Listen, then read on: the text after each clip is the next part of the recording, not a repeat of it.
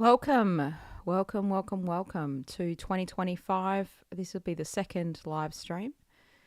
I'm looking forward to answering some questions tonight. It is evening for me. So, well, not, I guess it's evening. It's nearly 7 o'clock. I've got a question here from last stream. So, welcome. Please jump into the chat once you come in.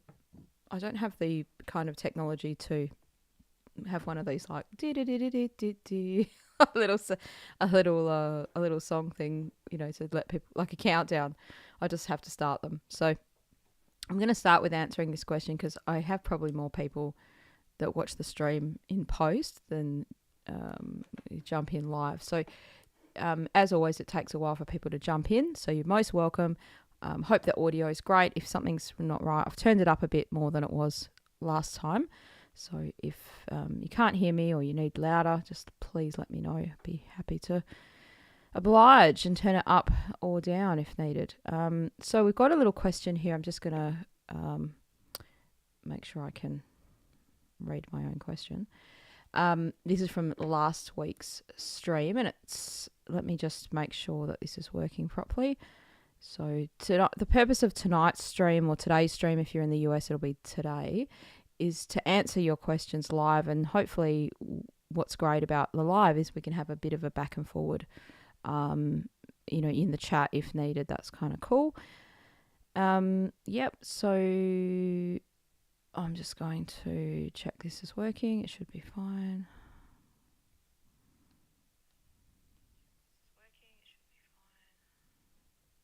There we go. That's me. I can hear myself. So, okay, a question. I've got it on the screen here. I've improved. I'm improving my technology as time goes on. So, I wore for him. Okay, says I was diagnosed with celiac a few years ago, and then the doctor told me I could reintroduce grains slowly. I have not done that.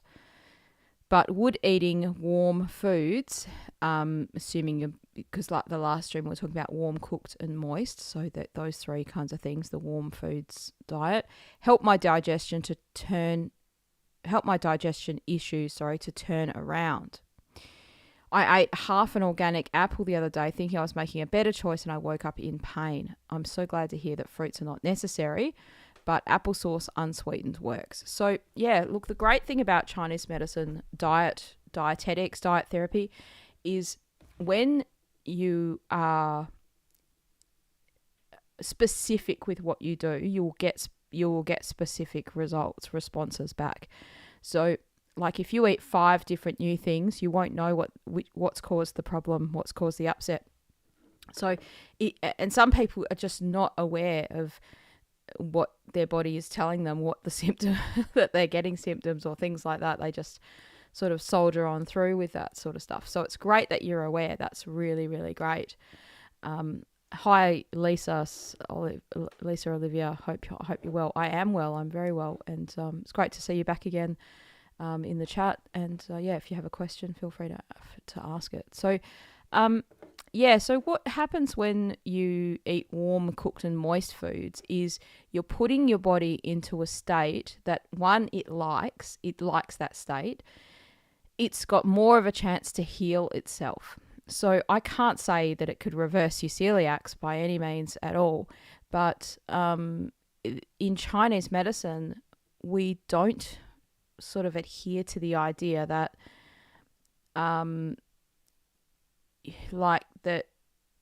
basically that there is that.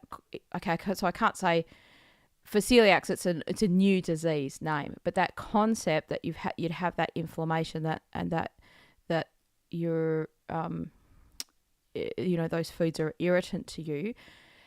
This is a complex conversation. It's not sort of like a short answer kind of a thing, but there's 2 parts to this to firstly start with. One is, what's the diagnosis of celiacs? Like, are you sure you're a celiac? Did you have an endoscopy and they've actually checked and that's how they've made the diagnosis? I'm assuming that's right because you've said you've been diagnosed with it. So a doctor might have said, you've probably got celiacs. You could go and have this test, but it's likely you do. To have the test, you've got to eat the gluten kind of foods, which is going to inflame you and make you feel really uncomfortable. And you've got to do that for a certain period of time. I think it's at least a few weeks. Could be wrong on the exact amount of time then. But then they do an endoscopy, which is a procedure where they put a camera in there and they kind of have a look. And then they're going to see the inflammation that's there. So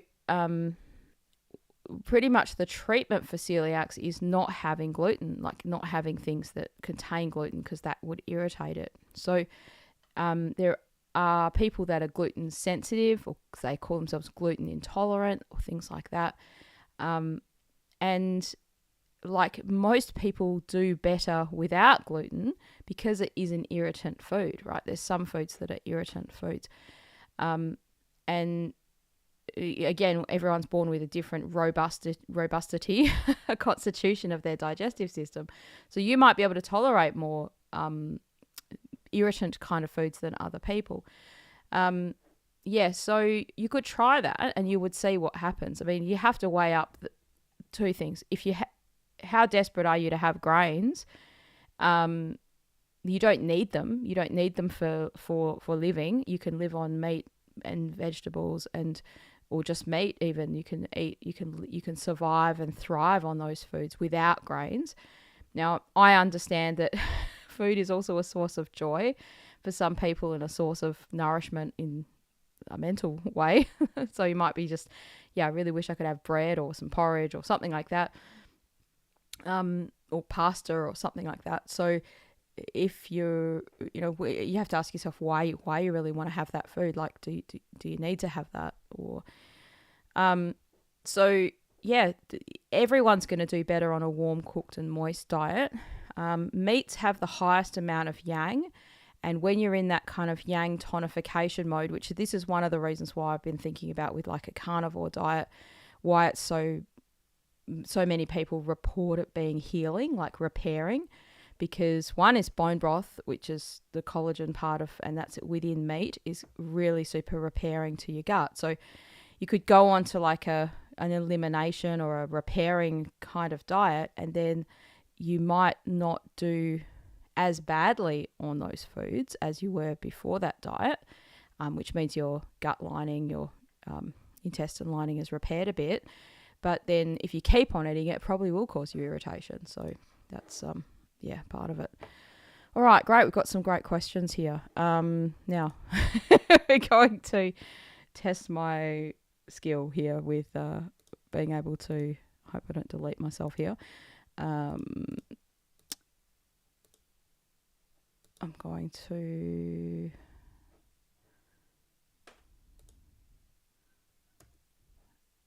Yes, we're going to remove that. Just trying to get the questions on the screen. So I don't know if I could do that. I don't have a program I used to have a program that could do that, but I'm not doing that now. So, no, I can't do it from here. All right. Someone has said Nasisha and Zia. How food allergies or lactose intolerance are seen in Chinese medicine. Let me see if I can do this. So that's a great question. And the question we were just asking now probably answers some of that. I'm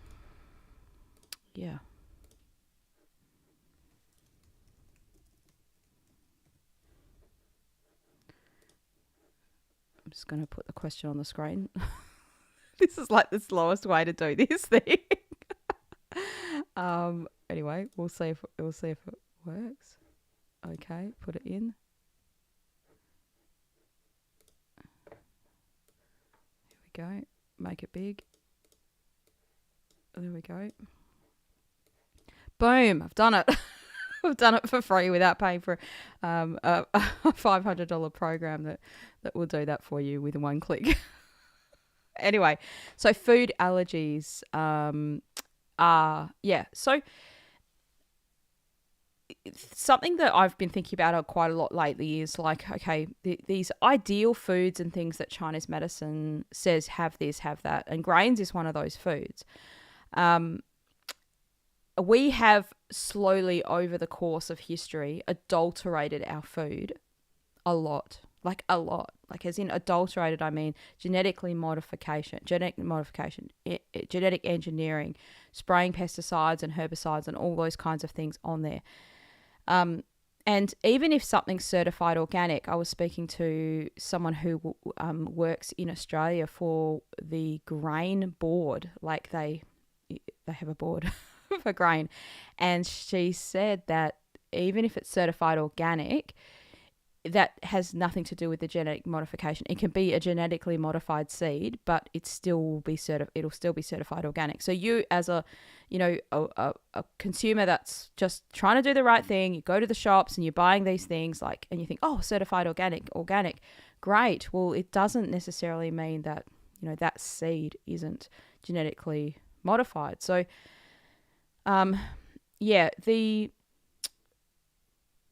So basically how these things are seen, the easiest way, the quickest answer would be it means you've got a weak spleen and stomach, a weaker earth element, or that food is toxic to you, toxic to everyone.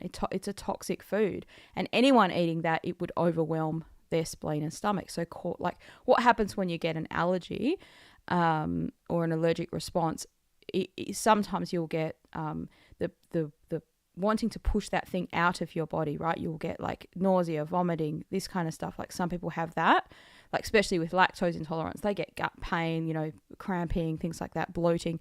And it's like a sign for your body, like, oh, don't have that again, right? So don't have that anymore, especially if you think about it from an evolutionary perspective. You'd be going around eating random things in society, and then you'd think, should I have this or not have this? You have a little bit of it, you feel really sick, we're like, oh, let's not have that again. And how they used to, like how monks and herbalists, which were often the same thing, used to learn herbal medicine and document it, is by fasting and then having that one thing on the fast, like breaking the fast with that one thing, or being very strict to a very, very, particular diet. And then you have the one thing, like a little nibble of that leaf, or you have that, and then they would meditate on that, or they would be very aware of like, where does that go in my body? So, if something's causing that kind of allergic reaction, it means that either that stuff, no one should be eating that. And maybe the vast majority of people are immune to it in a way, like as in just, not immune, but oblivious, I should say. That's the word I'm thinking of. Oblivious to how bad it's making them feel. And, it can sometimes be a quantity thing. Now, if you actually have an allergic response where you're getting anaphylaxis, like where your throat's swelling up and that kind of thing, in Chinese medicine, because you asked me how's that seen in Chinese medicine, it's considered a toxin, right? Like it's like similar to like a bee sting or a poison. Like there's a category of illness called poisons and toxins, and it would kind of basically be treated as such. So the methods to get those out, we don't use that often because, to be fair, I don't have any patients sort of knocking on my door with a massive anaphylaxis. Like in the Han Dynasty, they would have come to a herbalist or an acupuncturist because there wasn't any other medicine. Chinese medicine was the only medicine. Up until I think the Qing Dynasty, where you had Western medicine start to infiltrate China. So there's a long history of use, particularly with acupuncture, and that's where they would use these bleeding methods to expel toxins. Now, it wasn't like the Western, cubital crease bloodletting, where they would not slit that, but, cut that vessel and let a lot of blood run out. There were some methods like that, but most of the time it was sort of the ends of the fingers, the ends of the channels. And that was like, okay, imagine anaphylaxis, if you can imagine having that, like it's like, you can't breathe, and or a bee sting and you're swelling up and your body's like puffy and swollen. There's a heat component with that, so it's like draining that heat, and there's kind of herbs that would be used for that. Now, yeah, again, it's not like that's something I see in my practice because I don't live in we don't live in that kind of environment anymore. So yeah, that's that question. yeah, my pleasure. I love to share my knowledge with you. Thank you. Jasmine. So I'm going to try to get through these comments. If people definitely want their comment answered, you can do the super chat thing if you want to do that as well. Yeah, I'm trying to find the right time to do this, and I'm also hoping that the more I do this, that YouTube will recognize that I'm back doing live streams, because I haven't done them for so long that I don't know if it's notifying people. So that's why I've done so many this week. It'd be great if people could let me know where they're tuning in from. Like, are you in the US? Are you in the UK? It's 7 p.m. Friday night for me now, so this is obviously a good time because there's definitely more people here than 2 o'clock in the afternoon, which is one of my favorite times to do a stream. But I think that's when everyone else in the world is asleep or yeah. Okay, we're just going to add this next question in here. Here we go.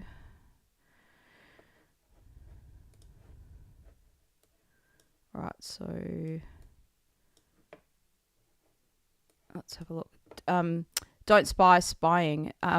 Says, do you think coffee could be causing red, inflamed skin around my chin or beard area? It always flakes when I eat cooling foods. Well, look, the only way you're going to know, one is if you've got that hunch, right? You're thinking maybe hang on a minute, maybe it's the coffee. It's my favorite food, but I don't want to quit it. Like I'm with you on that. I can understand that. The only way you're going to know is to stop having it. Coffee is something that people find it really hard to quit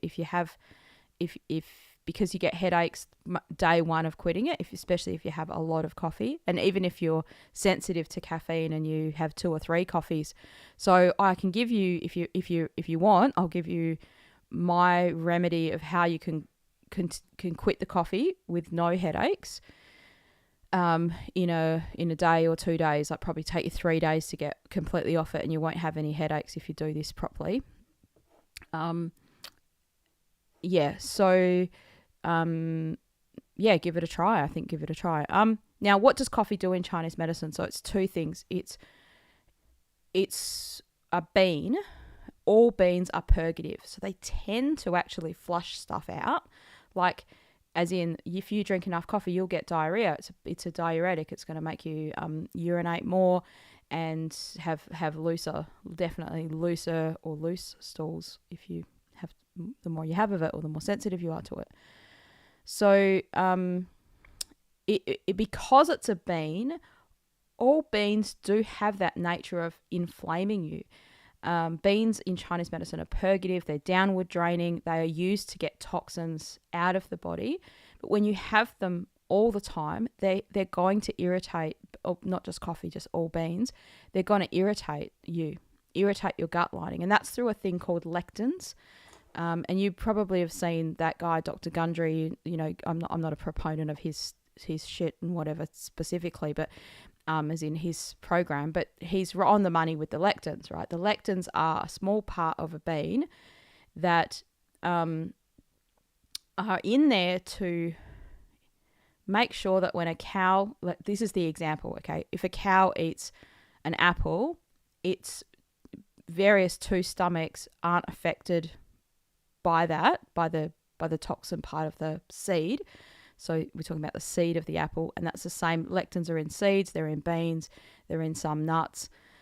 But that ensures that that cow doesn't break that down so that the seed can go on and make more apple trees, right? And the apple can live in perpetuity. It's actually a good process for nature because the seed is pooped out in poo, which is compost, and then that's going to ensure that more trees are going to grow, more fruits are going to grow, right?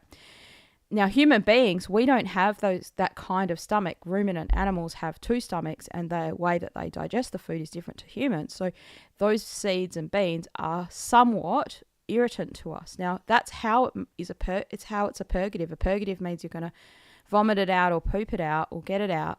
So they have a purpose, but that purpose shouldn't be sort of. Now, we're not having a huge amount of it. Like, if it would definitely be detrimental to have, the more you have of these things, the more you're going to notice that effect.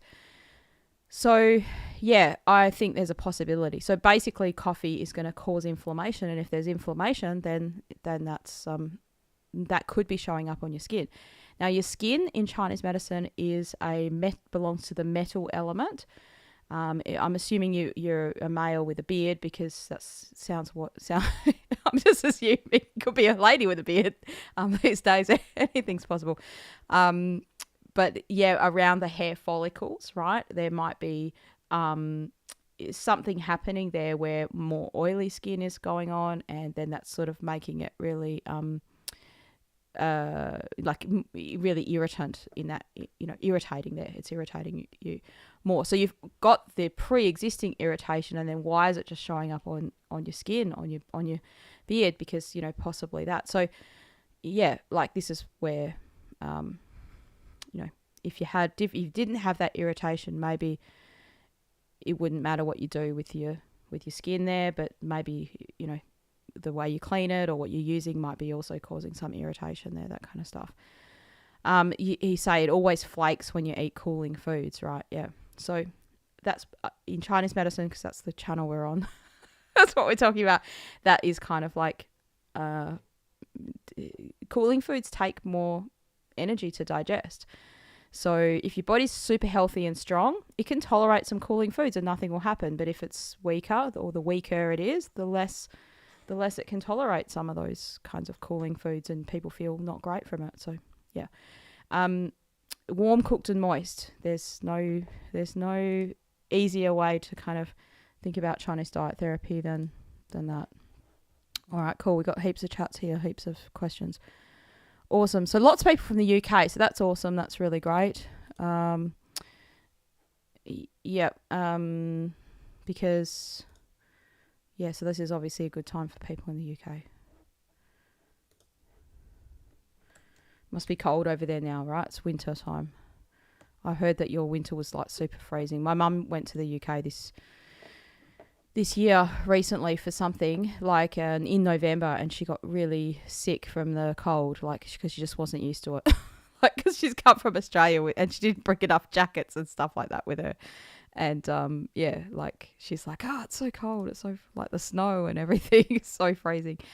Anyway, that's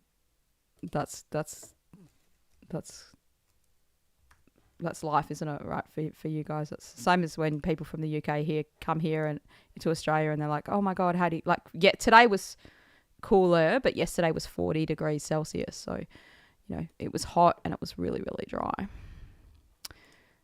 All right, we've got another question here. I'm going to put this in the chat. I'm going to put this in the thing. What am I doing? Right, we've got what Lisa Olivia says, what should a typical meal look like? Should there be a certain portion of meat, vegetables and carbs? Yeah, this is a good question. Okay, I want to tell you something really cool that I keep thinking I should make a video about this and then I forget about it. It's something so simple. I don't know if China does this anymore. So I've been to China about 13 times. The first time was in 2001. And I did see this there, but it still wasn't that well observed. But over the years that I've gone there, my last time was, I did that video recently of, in China, and that was the most recent time. So they have a method of serving food, right? And this often annoys Westerners when they go to China, because they'd be like, hang on a minute, like, let's say you go through the dishes and you order your various dishes. And my friend used to get annoyed because, they were doing this, because I remember this happening at some of the restaurants. So meat is first, vegetables are second, and rice is third. Now, as a Westerner grown up on Chinese cuisine in Australia, not that that's what I grew up on, but if we went to a Chinese restaurant here, you never get that. And they have this thing in Australia, I'm not sure whether you have this in the UK, called like combination fried rice. The first time I went to China, I was like, where's my combination fried rice? It doesn't exist. They've made it up for us, right? They don't have it. So what they do with this order is like you're supposed to fill up on the protein first, and then if there's room, you put your vegetables, and then if there's still room, you fill up on the rice. You don't eat the rice with the meat. Otherwise, you'll accidentally eat the rice. You'll accidentally eat too much. So this is like protein, carbs, good quality of carbs, and vegetables, which are most vegetables contain some carbs, and then you've got your other carbs. The same, like, different areas in China have different cuisines. That, like, there's some areas that only really have rice, some areas only have noodles. Like now, China's gotten a lot more multicultural in terms of its own culture. Like, you won't just, if you go to Sichuan, that's known for super spicy food. Yep, you're going to get the hottest food you've ever had in your whole life in Sichuan, probably. Also, like Changsha, they're known for like really spicy food. But does it mean that there's only those restaurants there? No. So in China now, like I'm talking about modern China, they have, like, it's really strange. You'd think it's all one food, but it's one cuisine, but it's not. Like, different provinces have different dishes, and they're known for those things. So that's kind of modern China, right? But that has that's come from a tradition of what's healthy. Now, I'm not saying they all do that, because they don't all do that now. You often go to a restaurant and they just bring it all out at once. They bring it all out together. But if you ever do go to a Chinese restaurant and they don't bring the rice straight away, that's the reason why. It's like, because you shouldn't be eating that rice at the start. So, I think that's a good process to follow, right? Like, you should be eating protein in every meal. Like, there should be plenty of meat, protein, and meat is one of the highest containers of yang. Like, it's full of yang. Out of all the foods, it's the most, yang tonic kind of food. Portion size in China, like, is often small bowls. So when they say congee, like, I'll put my hand up here, like those tiny little, like the same size as this gaffer tape roll, right? That's a congee bowl. It's a small bowl, and it's literally that size. So to put your two hands around each other, and that's how much rice, like a little bit more than a fistful of rice. If you're having that for breakfast in the morning, congee is like a rice porridge. I don't typically recommend my patients have that for breakfast. So to answer this question, what should a typical meal be like? Well, one, it depends on, if you're unwell, we would tailor the diet to you. But if you're not unwell and you're just healthy and you want to stay healthy, eat warm, cooked and moist foods. Eat what's in season. So you'll find that fruits are only in season for very short amounts of time. I'll give you a good example. The studio that I'm in now, my business, behind me is a car park, and hanging over that car park is a fig tree. And all year long, there's no figs on it until like right now. Okay, like the figs are growing. So I've noticed them.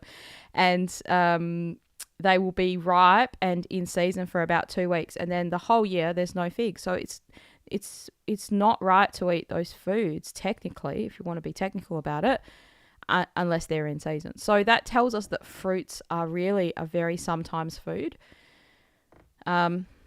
Technically, you should not be having sweets, desserts.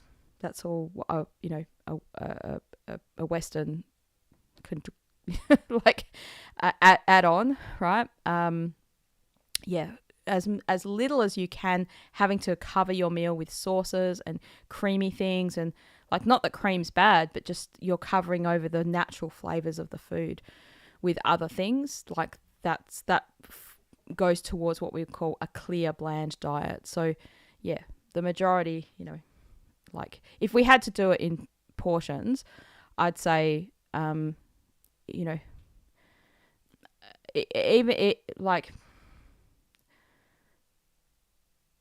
don't want to say an exact amount, but I'd say, like, try and fill up on the meat first, and then have a bit of vegetables, and then if you really need the carbs, have them later, have the rice later, right? You don't need to have, we're talking rice, it might be other things, right? Yeah. hopefully that's answered that's answered your question. Holy moly! I've just looked at the chat. This is good. This is great because I did this stream before and I was like, where are all my people gone? I'm like, okay, it's the wrong time. Okay, so this is great. Okay, I just want to make sure I can answer people's questions. So that was from Lisa Olivia, and you're in the UK. That's awesome. Jasmine says, thanks for sharing your knowledge with us. Awesome. Okay, we've got a question here. Let's see if we can answer this one. Oh, hang on a minute. Yep. Fermenting. Someone's asking a question about fermenting foods. I'll do Natasha's, Natisha, I think it is. All right, I'm gonna group your two bits of your question together, and we'll do that. So, and yeah, this is working well. I think it's just a little bit slow to get these images on there, but it's doing it.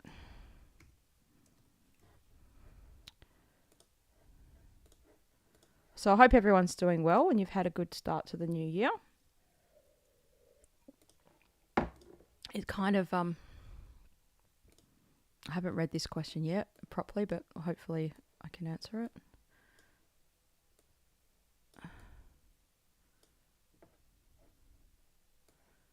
All right.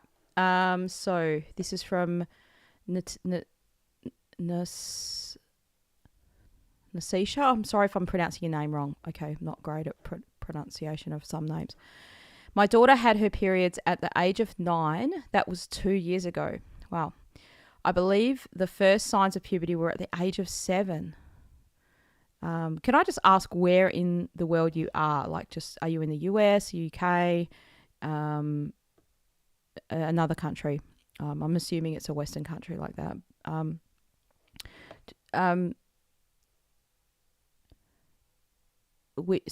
I believe she was having her first signs of puberty at the age of 7, which I totally ignored back then because she was just 7. Yeah, of course, right.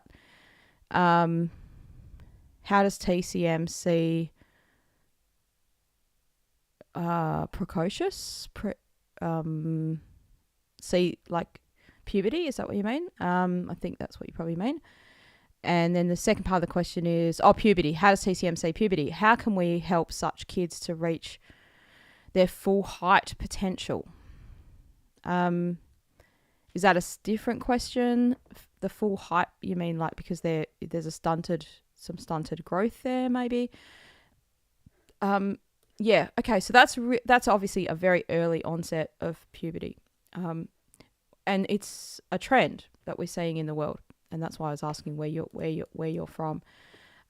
Victoria, Australia, right? Wow. Okay.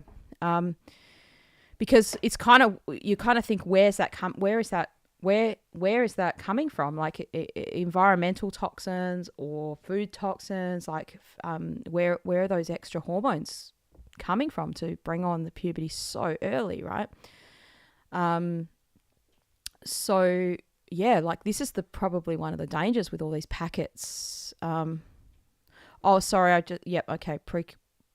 Precocious puberty means early onset of menstruation, right? Sorry, I just assumed it was a a typo kind of thing. Right, yeah. So, yeah, okay. So if you haven't gone to a Chinese medicine practitioner already and you're not sure who to see, there are herbalists that I could recommend to you in my system, which we kind of deal with. Like, let's just call it like inappropriate female bleeding. That's a word I just made up then, right? Inappropriate, as in, sometimes once people have a period, they have very heavy periods and it needs to we need to regulate the cycle, that kind of thing.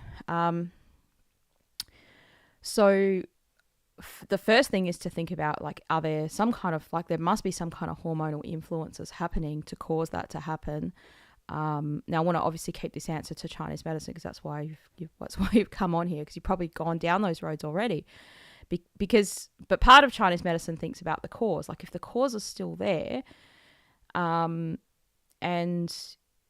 you go about the treatment, well, then you stop the treatment, the cause is still there. It's the situation might just keep perpetuating.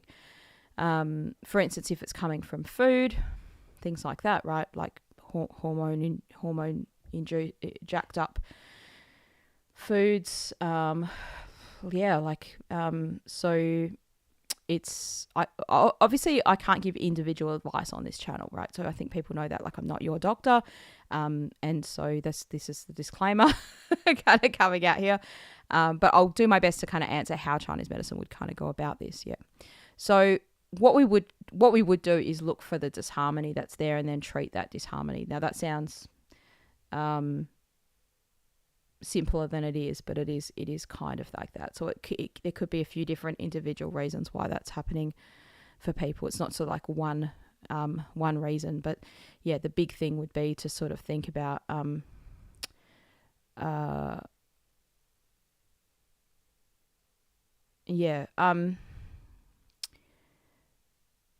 might need to think about this a little bit more to kind of give you a better Chinese medicine physiology kind of answer on it. So I hope that's enough to kind of say, yes, I think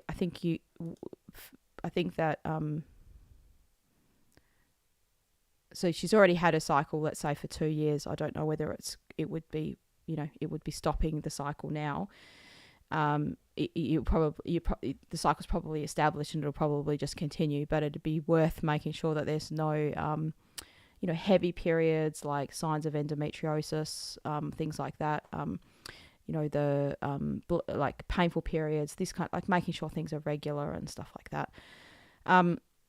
What I do see a lot in acupuncture practice, and this goes for herbal medicine as well, is what we try to do with, what we are doing is we're regulating what naturally should happen, right? It's very hard with acupuncture to go against what the body is naturally going to do, right? So that's why I'm saying, like, if a cycle had sort of started so young, so early, especially as early, like the period wasn't as early as 7, but still 9 is quite early.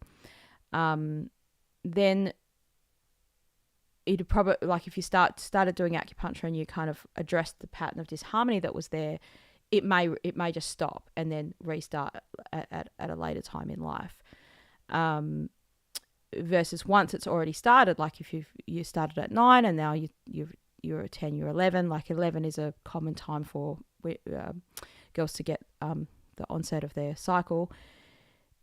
It's not going to stop it now. Like, it's already happening. It's just establishing that the cycle is kind of regular. So yeah. It's getting more and more common for girls to get it younger and younger, and that's got to tell you something about society, as in the food. I think that it's toxins, causing hormonal changes in foods, like even like what they call endocrine disruptors. Like that's not really my specialty area, but I do know a little bit about that stuff. So that's, there's FPOS roles and things like that. Just touching that sort of stuff can be, part of it. And so it's not just one source. It's often, lots of things. But yeah, it might be interesting to kind of if you haven't had your diet looked at by yourself, like really address what she's eating and what you guys are eating in your household, to see if there's anything you could address there. Because essentially food is a free, if not a low cost therapy, really. You have to eat food anyway. So, just changing a few things that you do or don't eat. And often it's things you are taking out. So that's cheaper. If you're taking things out, you're not adding things in, which is, hopefully making life better for you. It's just the arduous nature of,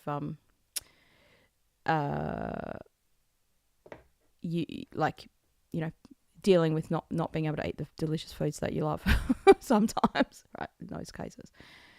All right, let me have a quick look here. What are we doing? We've got Graves' disease. Hang on, I'm clicking the wrong buttons.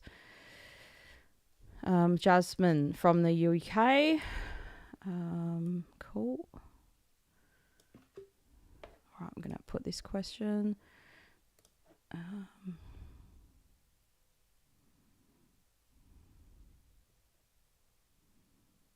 not sure of Dr. Goldner's protocol. I'm just going to try and put your question on the screen. So do that.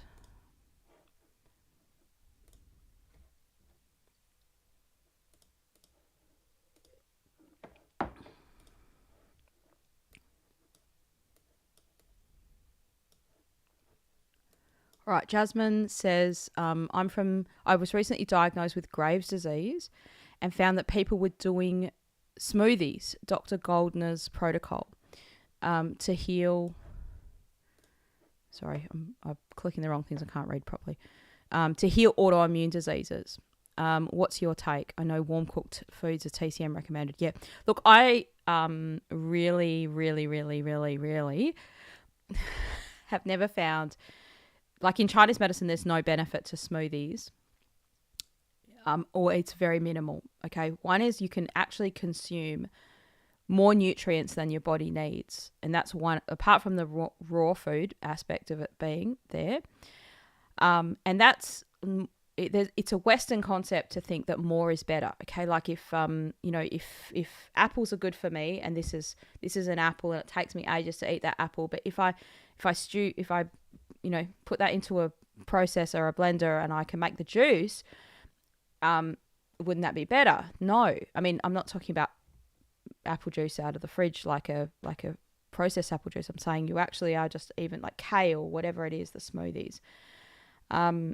So look, every practitioners and every groups of people that have create these diets, they have a reasoning for it. So they there are people that get better on those things. And the people that do really well on raw foods and smoothies tend to be quite robust in their constitution, even though they're unwell. They might have an autoimmune condition, but it's literally that their gut can take it. their poor old digestive system can kind of take that hammering. And initially, if you have, let's call it in TCM, they often call it heat. Okay, so it's your own body's yang, what that heat is. But you might feel hot, or you might feel, I'm not talking about your particular scenario with Graves' disease, but, people that feel like they get skin conditions where they're really hot or, irritated skin. These kinds of things can respond really well to cooling foods initially, but over time it depletes the spleen. Like there's no doubt that cooling foods depletes the spleen. Like that's just part of that's Chinese medicine. That is never going to change that idea. So I'm not sure what the Dr. Goldner's protocol is. Now, if you've already started a particular thing, you're better off to stick on it so you can test that thing out. If you start something and you do it half-heartedly, or you do it a little bit and then you stop and change and stop and change. So if a patient's coming to me and they're like, okay, Marie, I want herbs or I want acupuncture, and they've gone and seen another practitioner for diet and they've got a protocol, they've got something they're doing, like even if I don't endorse what that thing is, I don't really feel like it's good to change it sort of midway unless it's really detrimental to them, and then I will sing out if that's the case. But otherwise you just won't know whether it did or didn't even work for you. You won't know what it's done if you sort of do it half. So if you've already started it, then you might need to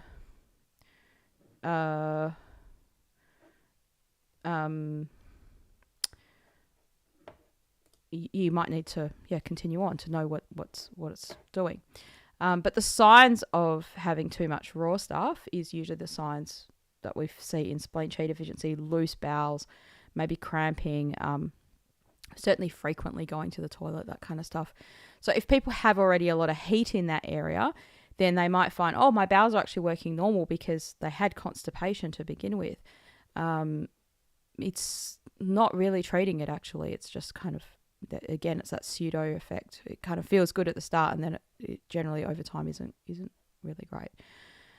So I do have a video on this channel about thyroid stuff. So it's called Thyroid and Chinese Medicine, and it's kind of me talking about the 5 elements. It talks about the water element, the wood element, and the earth element primarily as what role they play in how we would diagnose hypothyroidism and hyperthyroidism. So in Graves' disease, it's hyper, like too much thyroid hormone. And like often people get symptoms of heatiness, like as in they might feel hot, or they might feel like, and that's it's deficient yang actually rising to the top of the body, like, and it can actually make their head. They don't feel like their head's warm, but the hair loss can happen because of that yang kind of start going to the head and making the. That's a very classical Chinese medicine way of thinking of it. You won't find that in any TCM kind of textbooks. But also part of it can be blood deficiency. That's part of hair loss, which is often a symptom in that scenario. Like a lot more sweating and just feeling intolerant to heat and things like that can often be part of that. So yeah, there's quite a lot of comments and whatever here. So I just want to make sure. Yeah, Jasmine's put at the end here. Thank you, that makes sense. You stopped it after 2 days, right? Yep. Yeah. So, I mean, yeah, like you want to try to have some kind of diet that's towards clear, bland, mostly cooked foods. That's going to be what your body needs. It's what your body wants. And if it's summertime, you can have more fruits, right? You can have more raw stuff. If it's wintertime and you're sick and you're deficient, don't have any raw. If you're deficient, you might go through a summer where you don't have much raw and you feel better for it, right? And then you're feeling good, just like we were saying about with the answer at the start of this stream with the celiac disease, and then you have a little bit of something and then you see how you feel. And you're like, oh, that doesn't feel good to me. Well, there's no point in kind of banging on with that food just for the sake of it. Cool. All right. So Radiant Fanatic, that's a good name for the YouTube channel. Hi, joining in late, but happy to be catching you live finally. Yeah, well, I'm happy to be catching so many people. This is obviously a good time to do it. Yeah. So I'm just drinking my sparkling mineral water, if you're wondering what that little fizzy sound was there.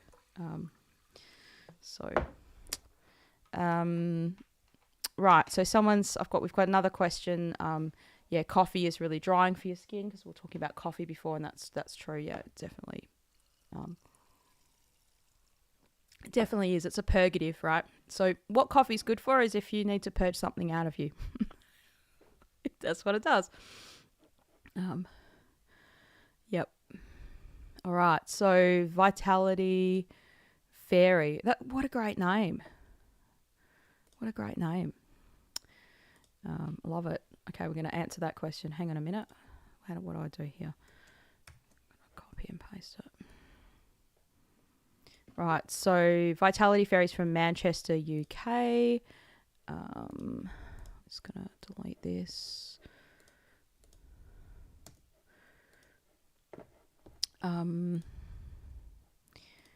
Yep, I just need a little bit of music in here, like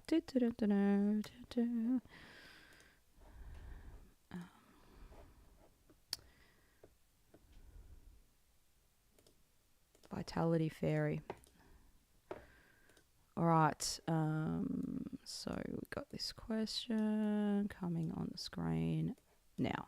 All right, I'm from Manchester, UK. I would eat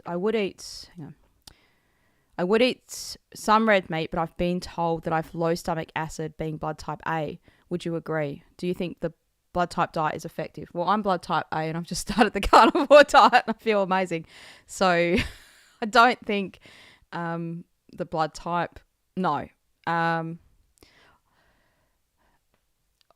Okay, so I haven't gone into a lot of detail at looking with, I know about the blood type diet, but I don't know, blood type A, B, they've got to eat different things, right? when I was vegetarian, I felt great being vegetarian. I was really happy being vegetarian. And then one day I wasn't. And then I was like, okay, I'm going to start eating meat. And now I'm kind of moving towards like only meat, right? So I'm today, day 17 of just pure carnivore diet, right? So I did it last, like 2023, and I was using nuts and stuff. So I've realized that's not proper carnivore. So this is just carnivore, right? So there's no no sneaky nuts or anything like that in this round. So yeah, look, so what I do think about the blood type diet that makes sense from Chinese medicine perspective is people have types of constitutions, right? Like we could reduce it down to almost yin and yang kinds of types. Not that there's only 2 types in the world, that would be dumb. But you do have people that are more dry and more moist. They're more dry, they will dry out, and people will puff out as they get older. That's a very obvious type you can see in constitutions. Now, people with particular constitutions will feel better in certain environments and worse in other environments. Like if you're a puffy, wet type, you will feel better in a drier place and worse in a wet place, in a moist place. If you're a drier type, you're going to feel better in a humid environment and not really great in a drier environment. That's just how it is. So sometimes people do change their location because of the type of body that they have. I had a patient once that told me they moved to up north because they were so cold that they couldn't live in even in WA where I live in Perth. We have winter here, right?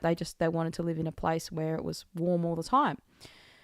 So this is why people move to Florida in the US that are elderly, because as you get older, you've got less yang, and so you're colder. You're easy to get cold. You're going to feel better in a nice warm environment. So yeah, we do have types. Like in Chinese medicine, you have the 5 elements. There's definitely types related to that. Now, I don't know if anyone's gone to the trouble of kind of looking at, is that blood types? Like, there's not been a standardized typing 4 or 5 elements done. Like you've probably seen me do videos on my channel about the personality types. If you're a student of Chinese medicine, you would see in Giovanni Maciocha's books, he's got like physiological types. A herbalist, a classical Chinese medicine herbalist called Dr. Huang has kind of created a system of Chinese herbs. So the same herbs that I use in my practice, like the same kind of formulas, but he's kind of using them based on type. So he's saying, this person's like a Shao Chai Hu Tang kind of type, like their body type. Like, so yeah, look, the body types thing makes sense. I'm just putting my aircon on here because it's getting a bit warm. Hopefully the noise isn't going to annoy you too much. So yeah, I think, I don't think you need to follow a diet based on your blood type. Your blood type may influence what physiology happens to you in Chinese medicine, but then we'd have to go with that, right? So if you're more puffy as a type versus more drier as a type, how would you know that? Well, apart from being tendency to be puffy, a drier type of person tends to get blood deficient, and their skin gets dry and their body literally gets dry, and they might not be able to put on weight very easily. Whereas a moister type of person tends to get it's harder for them to lose weight, but they tend to be a bit more of a squishy type of, like I'm a more of a moister type of person than a drier type of person. And when something goes wrong in their body, they might get fluid retention, right? So often if people are healthy, they just look a bit different, but they're still healthy. Like you can still be healthy with both of those types. But then if something goes wrong, then it's like, that person really easily gets fluid, like really fluid overloaded, or like looks all puffy and easily like that. Whereas someone who's a drier type doesn't get that, but they easily get, dry, cracked skin and really dry, like dry nails, everything dries out really easily. Yep. So I hope that's a good enough answer for that. get rid of that one. Whoops.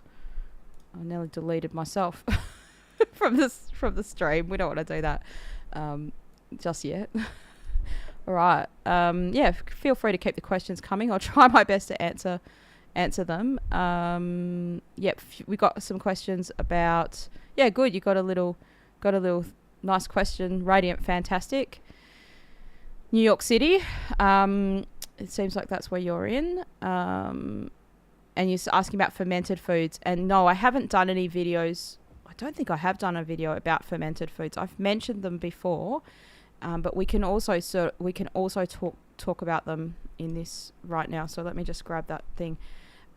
Essentially, fermenting is a type of cooking, right? So I should probably mention that when I talk about cooked foods, but I just forget these things sometimes. When I teach Chinese diet therapy, when I've taught it in the past, that's definitely included as part of the teaching. So Chinese medicine practitioners who get taught that sort of stuff, they should know that as well. But fermented foods kind of do something obviously different to the normal cooking process, and that is to, I was trying to get this thing in here properly, establish or re-establish or repair our gut microbiome, which is super important.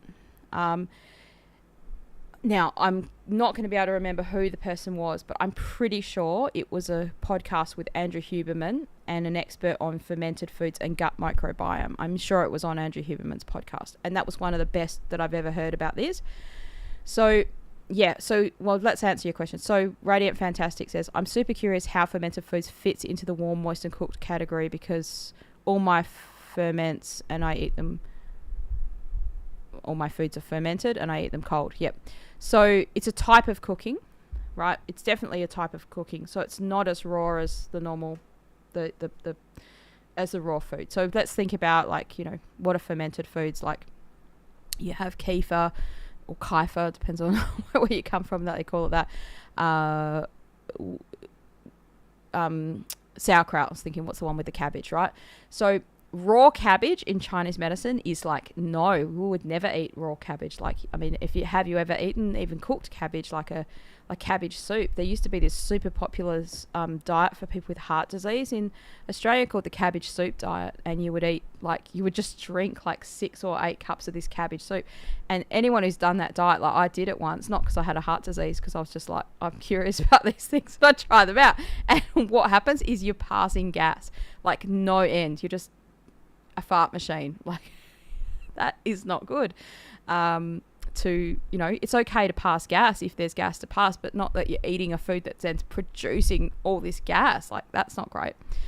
So so fermented foods can be used, let's say you don't eat them all the time, but you can eat them to help you re-establish a better gut microbiome if that's an issue. So you can get your gut microbiome tested, and you might just think, okay, I'm going to try a little bit of someone's laughing up, fart machine, a little bit of something. So if you're already eating a lot of fermented foods, your body, your homeostasis is probably very used to that. And something that people find on free energy, you're not going to you can't run on farts. Unfortunately, they're not. We're not harnessing them to sort of run the world. I've lost my train of thought now. So, what was I saying? So, basically, if you're already eating a lot of fermented foods in your diet, your body's going to be used to that, so that's fine. But if you're new to fermented foods, you've got to introduce them very slowly, because it does affect your gut microbiome, and that can actually give you diarrhea, explosive, horrible diarrhea. If you people think, oh, I'm gonna, I don't know, eat a lot of sauerkraut, and I'm gonna change my life with that, and they get a big amount of it, or they just start having it. They've never had it before. You just need to have a tiny bit of it, and this is what the guy on the Andrew Huberman podcast was saying as well. A little bit of it to begin with, slowly introduce it. Otherwise, you're going to pay the price. Now, does that hurt you long term? No, it's just might be very uncomfortable, and no one wants to be running to the toilet with diarrhea for a few days if you can avoid doing that. Like, yeah. So, yeah, I think fermented foods are good. And I think, look, again, what we have to say is everything in moderation. As in Chinese medicine, we don't recommend sort of you have too much of these kinds of, I mean, I wouldn't say fermented foods is like a treat food, but foods that do certain things. You want to keep them, like, I wouldn't say fermented foods are a clear bland diet thing, right? They're not like your staple kind of conglomerate of foods. They're like condiments. They're little extra things, right? But if you're doing really well on that, then that's great. That means it's working for you, and yeah, that's great. Yep. So how do you know if you're doing well? Like, your bowels are good, your poo, your bowel movements is like once a day, maybe twice a day, but it's properly easily comes out. It doesn't sort of feel like there's more to come, or what they call incomplete bowel movements. You don't feel any pain or discomfort with going. It's like easy. There's not a lot of wiping, that kind of thing. And it's certainly not hard to go constipated where you're not going at all. It depends on the diet that you have. So if you, for instance, I'll probably talk about this. A lot of people are asking me carnivore questions here. So I'll probably answer that there. But your bowels can change on the carnivore diet, but it's in relation to because you're eating a lesser volume of food and you're not eating as much waste, in general. Yeah. But your bowels should be properly formed, no strain to go, yeah, and not sort of like feeling, I'm, certainly not urgency. Like, that's a spleen chi deficiency kind of thing. Like, I got to go real quickly, and then or cramping, or those are things where sometimes you would get that if you had a lot of fermented foods unexpectedly. Right. So I'm not sure where we are up into the chat. Right, Claire, what do you think about the carnivore diet long term? Yeah, so I have been thinking a lot about this because I'm doing it now. Oh, that's nice, Lisa. Someone says, Lisa says, I appreciate your time and doing this. Well, one of the reasons why I am doing this is because I'm doing the carnivore diet, and it's given me a lot more time, even though that's impossible to say. Look, normally I'd be on a Friday night, I'd be too buggered to do this. I'd be doing something else. But I'm not doing something else, so I'm able to fit this in. Yeah, let's put this question on. So,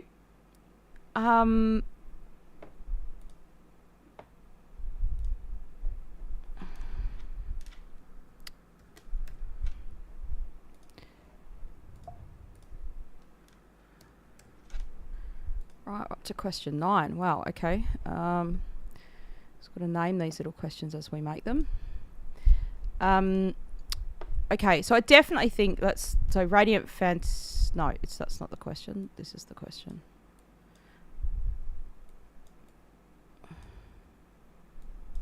Yeah, what do I think of the carnivore diet as long term? So, short term, I definitely think it's worth trying for people. I don't think there's any detriment in trying it short term, right? Like, I mean, if you're worried about a lot of the kinds of questions people worry about, then you're best off to go to a carnivore doctor's channel. There's 3 major doctors on YouTube, as far as I know, and they are very good at explaining all of those things and answering those kinds of questions that people have about it, right? I think if you feel good on something, this is the kind of things I've been thinking about, right, lately. In Chinese medicine, food should be a net gain of a positive, as in you should be getting more energy out of the diet than what you use to do the diet. I don't have a problem with people doing something like carnivore for a long period of time or a significant amount of time, feeling 100% great, feeling great, and then trying to add other foods in and then seeing what happens. And if you feel good on adding those foods in, I think that's fine. I also don't think it's going to hurt you to stay on carnivore long term. I do think that human beings are designed to eat meat, and it's actually just modern, as in Chinese medicine we use modern very differently to the average person, like the last century, let's say. I think it's part of you know, even the last 2,000 years that people have eaten other foods than just meat. So we're talking like lots of carnivore people love to talk about, you know, carnivore diet proponents like to talk about hunter gathering and blah blah blah. You know, before we had refrigeration, before we had things that we could store, that, you know, it makes sense that that would have been our diet. But it also makes sense that we would have probably gathered food, but not stored it that long. Like, you would have had some fruits, you would have had nuts and seeds probably that you found. So, yeah, I think one of the things that carnivore diet seems to solve for people is all the toxins in foods that are coming from plants and glyphosate and, you know, different Roundup, whatever the sprays are that are sprayed on them, all the genetic modification, all that sort of stuff. It just, all that stuff goes away because you're just not having it. In addition to, some people come into that diet from packet foods and, or, you know, I mean, that in itself, like, you know, so let's say you just eat meat and veggies and a little bit of pasta and grains and stuff here and there. Like, you've already got a pretty healthy diet before you start, versus someone who's starting a carnivore diet from, I don't know, Twinkies and sugary foods, and they're addicted to sugars and things like that as well, and or just pastas and chippies and all that. So I think you should see how you feel, and I don't think there's any detriment to stay on it long term, like from what I've looked at, you know, and that's all Western medicine based kind of research. I'm looking into that kind of thing to see it's not easy to find research about Chinese medicine diet therapy. Like, there's quite a few books that they reckon that were referenced from the Han Dynasty that are just not in existence now. Like, they had diet therapy books. But there's lots of foods that were used as medicines in the Han Dynasty that we just eat regularly as foods now, and that is not right. Sugar is one of those foods.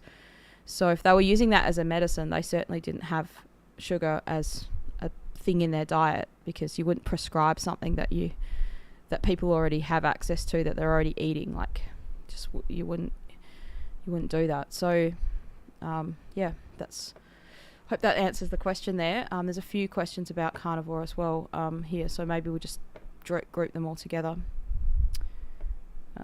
Cold feet, we'll come back to that one.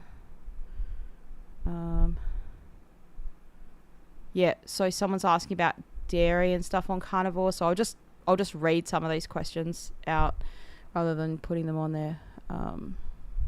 Claire says, I'm interested to know your reasons for doing carnivore. How is carnivore diet? Also, how is a carnivore diet if you're trying to get pregnant? Do we need vegetables in the long term? Yeah, so I would recommend that you go onto there's a channel called I don't know what his channel's name's called, but there's a doctor called Dr. Ken Berry and Dr. Anthony Chafee. They're the two best ones to listen to about these kinds of things, especially because they will go into the detail of macronutrients, micronutrients, all this sort of stuff, of questions people have about that, and that could be helpful. So I'm just going to add this extra question on here. So why did I do the carnivore diet? Well, the first reason I did it was I did it in 2023 because someone asked me about it on the channel, and I was like, what is this diet? I don't know. I wonder what it is. Oh, that sounds a bit strange. They asked me a question about it, and I was like, what is it? So I had to sort of start researching about it. And so I was, obviously, as you do, the next minute, you're starting to hear all this stuff about it.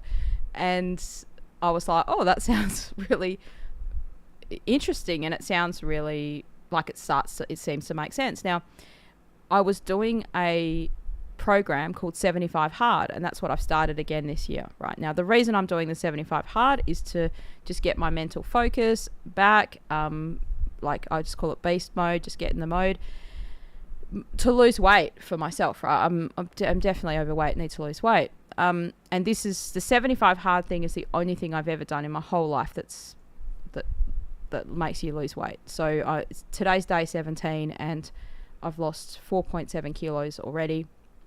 And when I did carnivore so I did 75 hard without carnivore, just a different diet that I'd made up myself, right? But I had gravitated naturally, without knowing about carnivore, to just having steak because I was trying to eat lean-ish. Just having steak, and I would find myself just having steak without the veggies and thinking, I just feel good having this.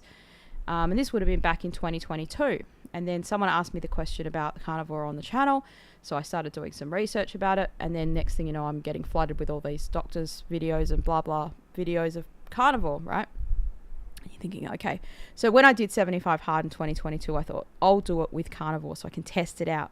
Because with 75 hard, it's a program where if you change one thing or you don't do one thing, basically if you don't do all of the tasks every day, you have to start the whole thing again. So Claire's question at the bottom, just reading these other questions, she's saying, so all the nutrients are in the animal protein? Yes, the answer is yes. Everything you need is in the animal protein.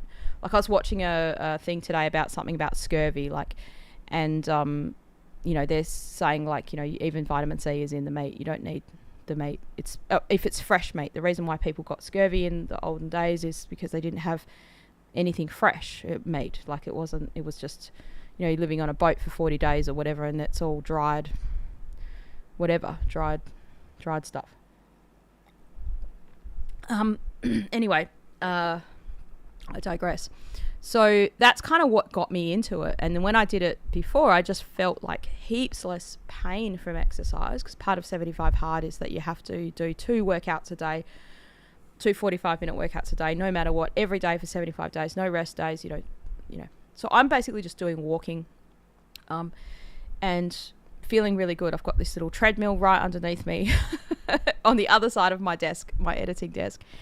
And so I usually do the treadmill once, and I'm not running on it, I just walk on it, but solidly for 45 minutes, and then I'll do a walk outside for 45 minutes or something like that. Sometimes I do a yoga. So and you definitely feel less sore on carnivore. So what am I doing now for the carnivore? I'm doing dairy as well. So that was part of the questions, like, can you have dairy? Thanks, Radiant Fantastic. It is a nice job. I feel heaps better. But I feel bad that I let myself go last year. So I was feeling really good with carnivore when I first did it. And then what happened was I just thought, I'm going to enjoy Christmas. I'm going to have a good time. And then like as if food was the good time, and it was. But now I've realized I don't need that food to have a good time. Like I was thinking, I don't want to miss out on Christmas, right? Like I don't want to miss out on, I don't know, what a fucking gingerbread house or whatever you were going to eat. And then that just opened the doorway for me to eat more and more different foods. And then I was mostly carnivore for January. I'm talking last year. And then, the year went on, and I just, by the end of it, I was eating all kinds of pasta and everything I wanted to eat. Because look, I love those foods. I like experimenting with cooking. I like I like all kinds of stuff. Like, who doesn't? Anyway, what I have noticed with carnivore, I don't want to make this whole show about the carnivore diet because that'd just be boring. But I have noticed you feel very clear. Like I feel very good. I feel very clear in my mind and quite good. Right. So someone says, right, to add to Claire's question, are you having dairy on the carnivore diet and cheese, kefir for yoga? Are you sticking to A2 milk? So I definitely have A2 milk. I'm a big proponent of A2 milk. I very occasionally would not have A2 milk, and like that's the time I would feel, if anything, bloated. Not on carnivore since I've done this, but like I've been on A2 milk for the last 5 years, and I just have it in my coffee. The other dairy that I'm getting, like cheese, and I don't have any yogurt, so I'm not actually having any fermented foods. I have cream, I have butter. They're not made out of A2 milk. They're just whatever comes from the store. Like I don't have a lot of it. That's part of carnivore. Proper carnivore, you shouldn't be having lots of dairy anyway. I'm not chowing down on tubs of dairy. But yeah, you basically cook your food in butter. There's no oils, and yeah, meat. All kinds of meat. So yeah, I've answered the Radiant Fantastic. To add to Claire's question, are you having dairy on carnivore? Yes. So yes, I'm sticking to A2 milk. Yep. I think in Australia that's the best milk we can get. There's a company just called the A2 Milk Company. I haven't found anything better. I mean, if you can get your hands on raw milk, that's great. I've never tried raw milk myself, but what I'm trying to do now is go off milk and go off coffee. So I'm not looking for better qualities of milk now, because I'm not going to be. I don't think I'm going to be going down that road now. Yeah. So Radiant Fantastic says, okay, cool. Fermenting is like a type of cooking. Yeah. Yeah, it is. Yep. Yeah. It's obviously not as warming as some types of cooking, but yeah, it is a type of cooking. So it's somewhat warm. It's definitely going to raise the temperature of the food in terms of make it less cool to your body, for sure. Yeah. All right, now we've got to come back. The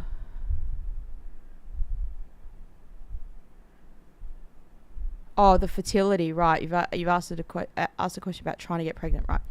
So how is a carnivore diet if you're trying to get pregnant, right? Yeah, so I mean, when you're trying to get pregnant, and when you are like, okay, one of the benefits of carnivore diet is it's very, very, very, very, very low inflammation. That's what most people find. And look, you can't say every medical condition is caused by inflammation, but a lot of things are.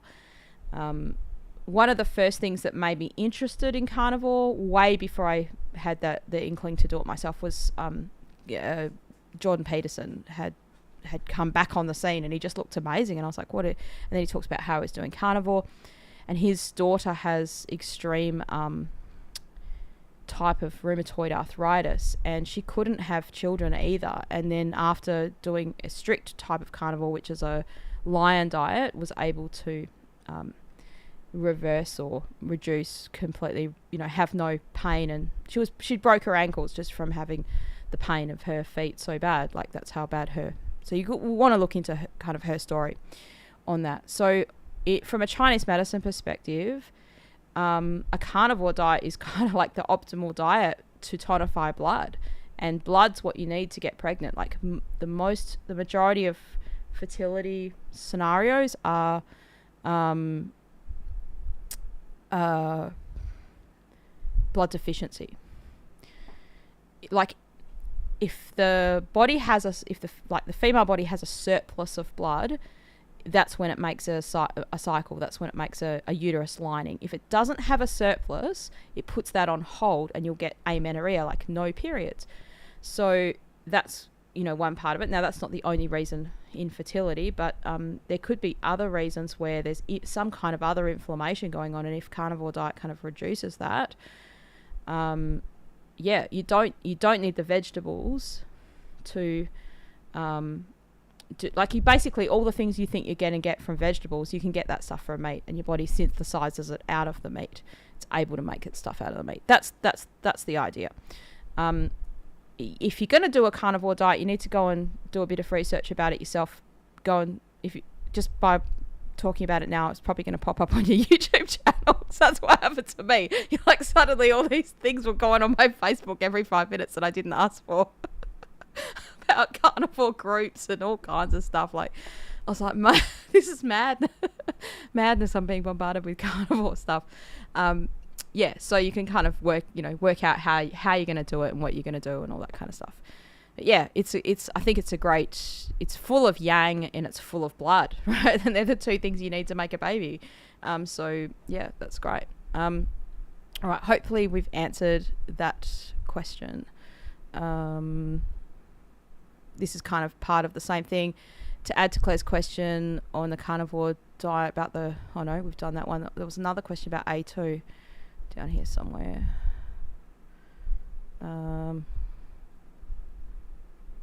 Yep. I'll come back to the ones we've missed, I think, here, if I can. Yeah, so there's a few questions about milk. So Nasisha is asking about lactose-free milk or A2. Is that the same? Is one better for lactose intolerance? I'm not sure. If you're... I think... Well...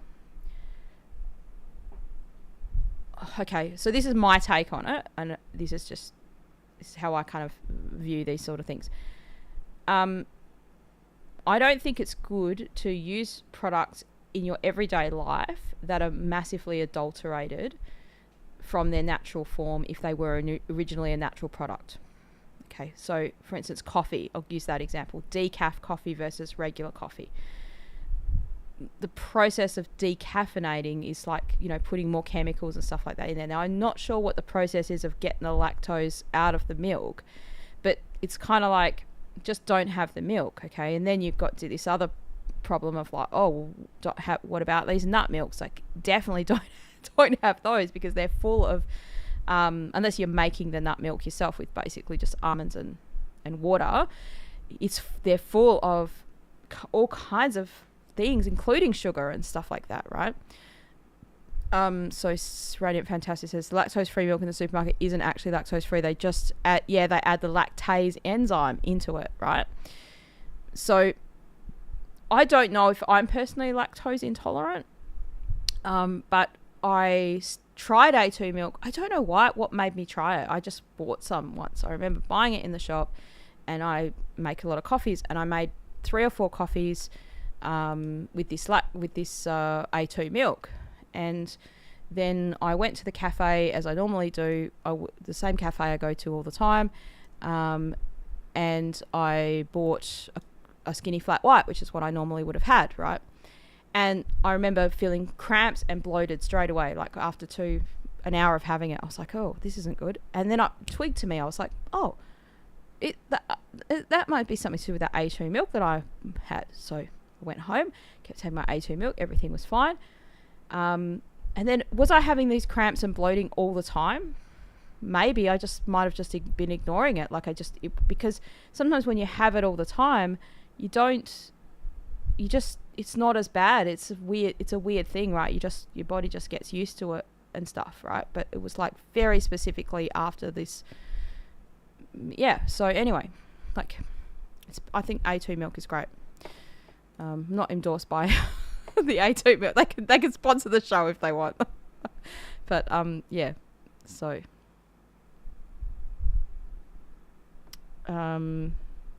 yeah, so I think the Radiant Fantastic is meaning that like lactose-free milk isn't, they don't actually take the lactose out of it. They just add this lactase enzyme into it that allows people to, digest the lactose sort of thing like that. Yeah. So you don't have to have dairy if you're trying to do carnivore diet, but a lot of people like coffee or tea, and they have that in there. So trying to think about what else they could have, right? There's a big movement around raw milks now. If you've got a dairy, and you can try that. Like, I'd be interested in trying it, but I don't have I don't know of any raw milks near me, and I'm not in the habit. I'm not in a hurry to go and find a cow and milk it right now. So I'm gonna go back. We missed a question back here somewhere. Cold feet. Yeah, I'll just try and get this question. So Radiant Fanatic says, if you often experience cold feet and constant cracking on your right foot toes, what is this? Is it in Chinese medicine? I'm going to just add this thing.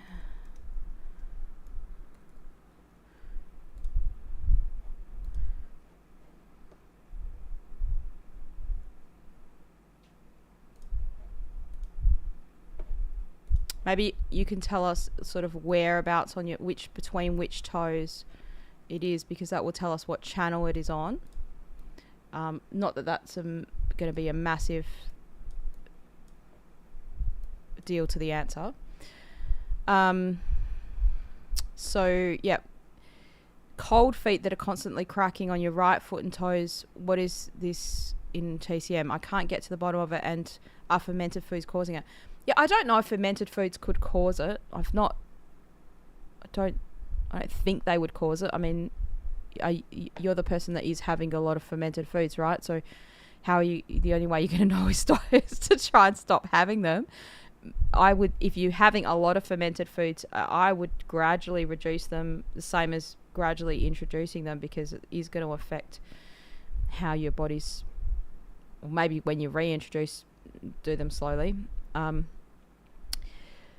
So yeah, cracking of the skin is a blood deficiency kind of pattern, right? And coldness is also part of blood deficiency in Chinese medicine. So when you've got less quality of blood, that's what blood deficiency is. Your body thinks, okay, this is the most important area, like the torso, where the organs are, and the hands and the feet are just kind of left to their own devices, and they get cold. It's kind of basically what it is. So there is a Chinese herbal formula that we would kind of use for this. That would depend on your pulse, but like there is a specific formula for warming the blood, right? And so like if you saw a herbalist, they could possibly do that for you. If you are going to treat it with foods, you need blood nourishing foods plus warming stuff. So ginger, cinnamon, like in the meat, like cooking that with the meat. I would try that. And that, like, you could definitely sort of try that. Now, if it's happening on one side but not the other, that's a bit weird, isn't it? Like, it's a bit strange. Now, why could that be? Do you have cold feet on both sides? I'm assuming both feet are cold.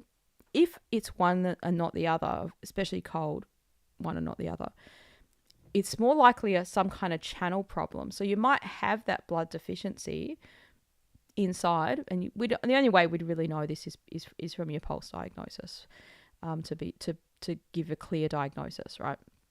But sometimes channels are damaged. Now, the channel system is like, if you've ever been to an acupuncturist, they're like, oh, we're gonna needle your meridians or your channels.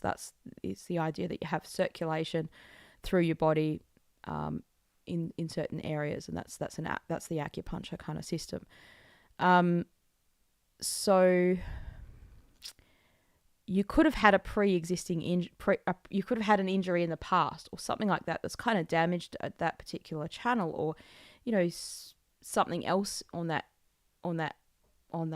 leg or on that limb or something that's there. There also is a theory in Chinese medicine that stuff can happen internally in an organ and manifest on the channel. So that's kind of why I was asking you what all the toes on the right foot. Okay. Yeah. Now, the other option is that it's something environmental that you're touching with that right foot that you don't touch with the left foot. That's a possibility. Like you wear bare feet and you scrape that foot all the time or something like that. But then, yeah, it's also probably going to be something internal, but then your body can't, combat the external thing. Like if people are exposed to chemicals or, some kind of foot spray or something like that. Yep. So you've said a professional told you it might be a histamine reaction. Yep. Yeah. So definitely the peeling of the skin, and the cold feet in combination, like that is a blood deficiency, and it's like a cold blood kind of pattern, we would say. So, I'm just trying to think you don't have to have these other symptoms, but it's common to kind of get lightheaded, or just be generally, your skin's generally dry or easy gets dry, maybe in other areas. It'd be worse in winter. Yeah, sometimes lightheadedness, that can be part of it. Yep. All right. Hopefully that answers that question somewhat.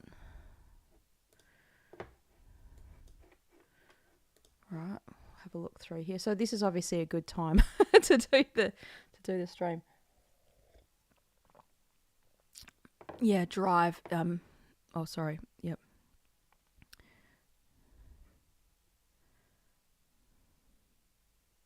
All right. I'm not sure where we got up to here. I'm just gonna. What's the difference between anemia and low ferritin levels in TCM versus TCM blood deficiency?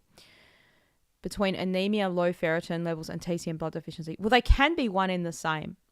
They can be the same thing, but they also, like, I always caution my students, my Chinese medicine students, against saying that it is the same thing, because the reason for that is if you're studying Chinese medicine, you're learning Chinese medicine, you have to do Chinese medicine with the Chinese medicine hat on, not the Western medicine hat on, because otherwise we're going to pollute our system, right? And you won't learn the system properly. So if you're a TCM student, then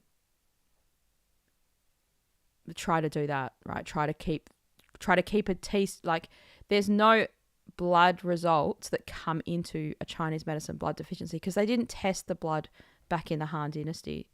Now, then we have to ask ourselves, if someone has, so if a patient came in and saw me and said, I've got anemia with low iron, of course my mind's going to be thinking about blood deficiency.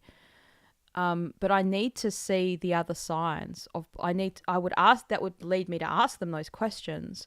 But if they didn't have any of that, then I would struggle to give them a blood deficiency kind of tonic.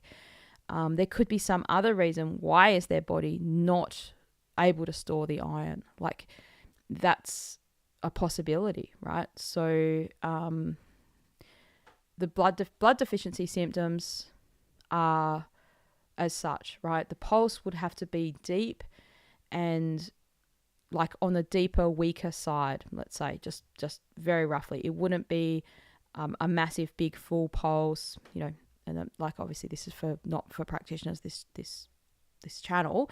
So if we just keep it like that, it's kind of really broad, and a practitioner's going to know from there. Now, in TCM, they often use the tongue. I don't use the tongue in my practice for this particular diagnosis, but the tongue would be pale. Now, why don't I use the tongue? Because the tongue changes so slowly, it cannot keep up with the changes. Like, your pulse is more reliable than the tongue. But if someone's had blood deficiency for a while, you'd expect the tongue to be like pale, which means it's like looks more whiter than it should. Lightheadedness or dizziness, like when you get up, like easy feeling lightheaded, that can be associated with low blood pressure, but it doesn't have to be a low blood pressure scenario as well. They could have normal blood pressure. Dry skin, easy getting cracked skin, like freezing cold hands and feet. So if a patient said to me, I've got anemia, and then I touched their hands and they had freezing cold hands, like I'm straight away thinking, okay, good. I'm not happy. I shouldn't laugh, but I'm like thinking, good. That narrows it down. It's probably blood deficiency, and we kind of know what formula we're gonna use. So once we have that diagnosis of blood deficiency, there's 3 or 4 main formulas in classical Chinese medicine. In TCM, there's even more than that could be used, right, to how we're going to tonify blood. And then as part of the diagnosis for blood deficiency, we also want to know how they got there. Okay, so there's a few ways they could get there. They could get there from diet, like not eating enough blood-nourishing foods, the actual foods they're eating, or maybe they're eating foods but they can't absorb the nutrients from those foods. So there could be some spleen qi deficiency symptoms as well. Like, that would make it a bit more complicated in the diagnosis, but there'd be some reason there. If the person was a vegan or a vegetarian, it adds to the case of the blood deficiency, because that's probably how they got there. If they've lost a lot of blood from something, a big surgery, a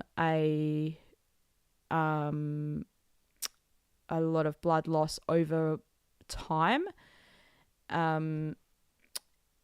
like female blood loss, like, they've had a lot of miscarriages or even one miscarriage with quite a bit of loss,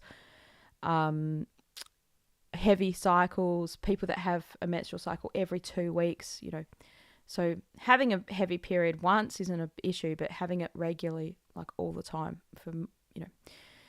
so I've had some patients where they're, having a bleeding for like 6 weeks and it just doesn't stop. So those are all reasons why the blood could get deficient. Okay, so we'd be wanting to see something like that, some kind of reason. Another reason can be sleep.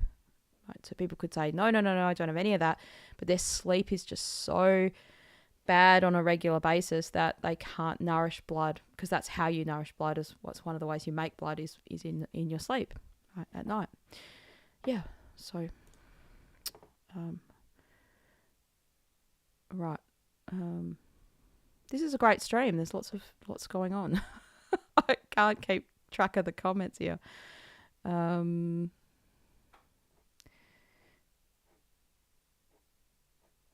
just looking for the next question.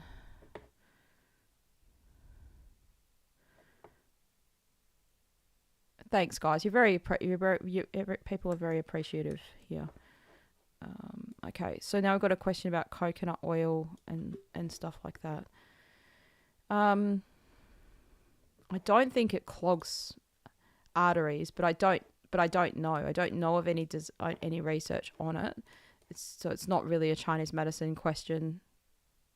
I'd have to go and do research to see if they have done, and I don't know if there has been research on that to say that. Again, it's almost like this the answer to the question with on the decaf and the adulterated products, right?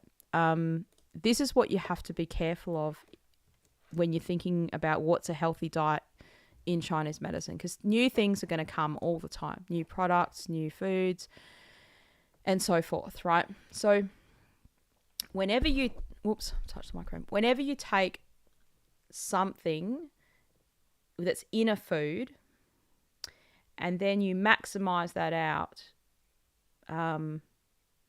artificially somehow, right? So this would be what's happening. I'm going to put this on the screen here with the coconut oil. Like, coconut oil doesn't exist in nature, right? Coconuts do.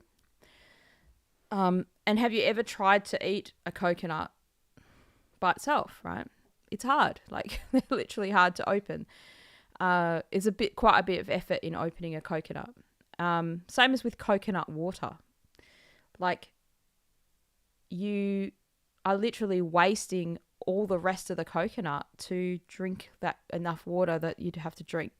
People that used to be very popular a while back to sort of have, coconut water. Now, coconut water is one of the highest yin tonics, and I would say that the coconut oil would be the same in Chinese medicine. By yin tonics, what we mean is like it's like really nourishing, and things that are nourishing are very rich, like fat, and it's not bad for you, it's just super nourishing, right? So coconut water is actually one of the closest things to human like human blood.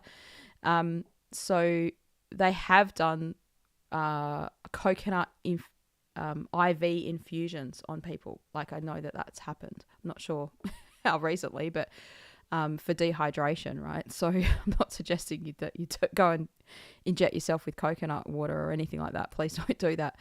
But like, its properties are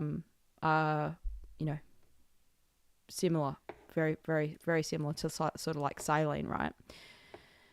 So I know that your question is on coconut butter, right?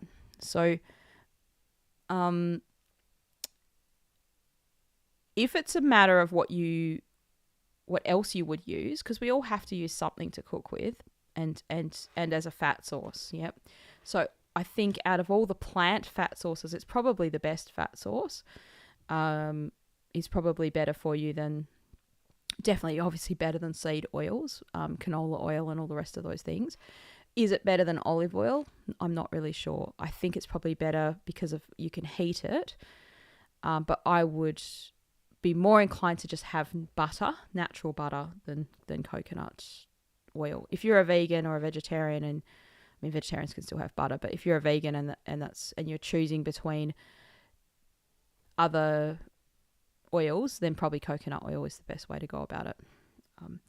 But yeah, be aware that it's not something that just sort of, I mean, butter doesn't occur naturally in nature either, right? So you just have to be careful that you don't have too much of something that's that's artificially made. I think that's generally a good rule of thumb for all of us.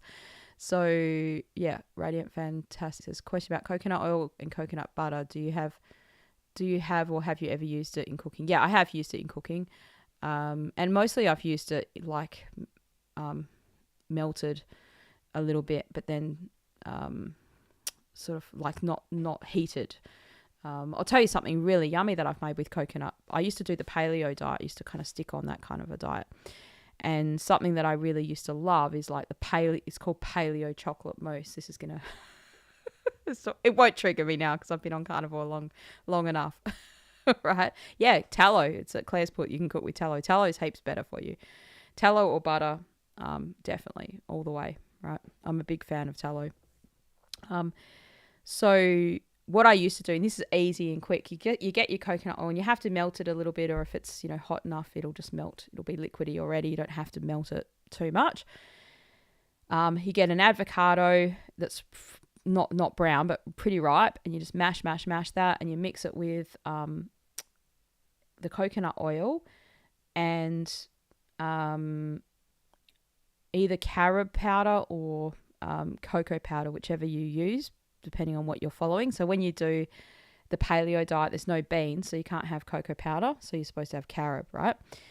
Anyway, you mix that together and then you put it in the fridge and it makes like a little chocolate mousse. Obviously you need this, otherwise it doesn't taste like a chocolate mousse. It just looks like a chocolate mousse, but it doesn't taste like one. Tiny bit of honey. Or some people use agave nectar, right? So that's what I used to have as a little chocolate moussey treat. Now I'm just going to have a glass of water. Yeah. So, yep. Someone said, please confirm, do we need to eat grains? If you're not doing carnivore, yeah, you probably do, right? Because you need to get those nutrients from somewhere, right? So if you're going to eat packet foods and stuff, then probably eat some greens. You need those nutrients. But if you're doing meat, just a meat diet, like you're having, it's mostly red meat where you're going to get those nutrients from, then all the nutrients that you would get from vegetables you can get from meat. Yeah, cool. So we've got some good conversation going on here. Yeah, I probably should stop because I just keep going otherwise. I've revved myself up now. It's 8:30 at night. It's not unnecessarily revved up, but yeah, it's good. I'll probably do this time then, because I've done 3 different times this week, and I was trying to work out what's a good time. So yeah, it might be Friday night or Saturday night or something like that. Let's see what we can do. Awesome. All right. So thanks everyone for coming into the chat. It's been great to connect with people, and I hope that I've answered.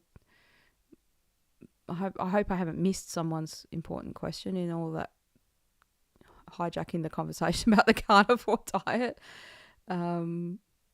Yep. I'll check in with you next week how I'm going. If I'm still here, I will be. Yeah. So if you're interested in that diet, then the best 2 people is, one's Dr. Anthony Chafee. His videos are very, very, very, very good, because he's a doctor and they're scientific-y kind of related. And yeah, but that's the whole thing, is like the stuff you've been brainwashed about it. And it's not just greens, it's more like cereals, and the need for cereals, like, grains and cereals, and a lot of these studies and, the healthy food pyramid and all this sort of stuff. Like, you don't realize until you go into it that, it's like, man, these are actually studies are funded by vested interests in things that we shouldn't be eating, sugars, grains. They've demonized fat to the point where, you know, like you think, oh, you know, low fat, and it's just full of carbohydrates. And I think that's contributed to so many people's unhealthiness, right? Like, yeah. But look, Chinese medicine is a very balanced way of thinking about things. Like, you know, and just because the carnivore diet's working for me, you know, it doesn't mean it's right for every person. Like, I do believe that there's again, people have different body types, and it might be, you know, if you're really, really unwell, then you might have to do something quite extreme if you've got an extreme situation, right? But if you're pretty healthy and you're doing well, then whatever you're doing must be working for you. That, like, you know, so if everything's great, then that's good. You might not need to rock that boat too much, right? Like, whatever you're doing must be working. So, all right, awesome. Thanks for your chats, and make sure you subscribe. Probably should say that. And yeah, thank you so much, and I'll see you again on another